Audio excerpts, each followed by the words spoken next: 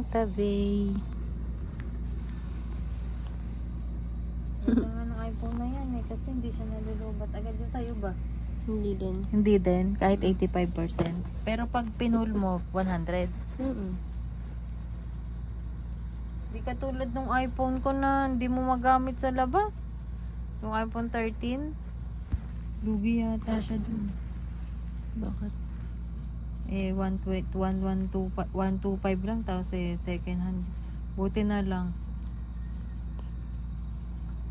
Sabi ko na nga ba, pakiramdam ko sa 2004, ganun eh. Kasi medyo bagsak presyo sila eh.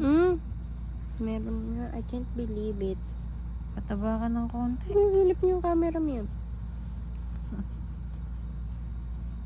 Hindi, i-upload ko yan sa account niya.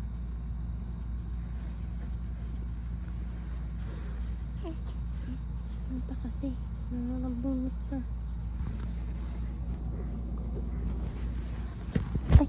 Baka masamukha mga punto. Ganda. Ganda. Ganda. Ikaw. Kamukha mo din kayo ng maliit eh. Mm. Ganyan kaliit yung mukha. Siyempre, alam ka naman din yung kamukha eh. Ako nanay niyan. Reels. Alam ka naman puro na lang sa daddy mo eh. Tignan mo ang mukha niya. Nawawala yung pang suso ko. Yung pang dikit kong gano'n. Diyan lang. Order ako ulit. Huwag na muna eh. Wag Ako muna inaabutan ng pagbabayad eh. Ay.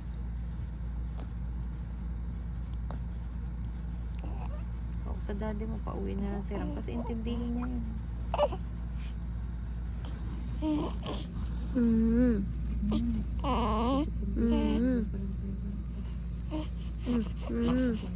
Nagreklamo na agad sa vlog niya.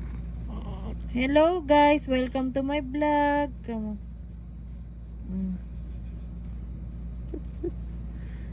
Hello vlog. Naabot na yung cellphone.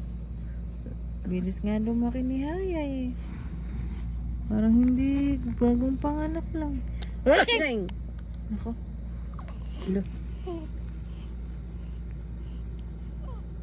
Oh. Eh kasi na sinasabunutan yung sarili. Uulitin pa. Ano siya?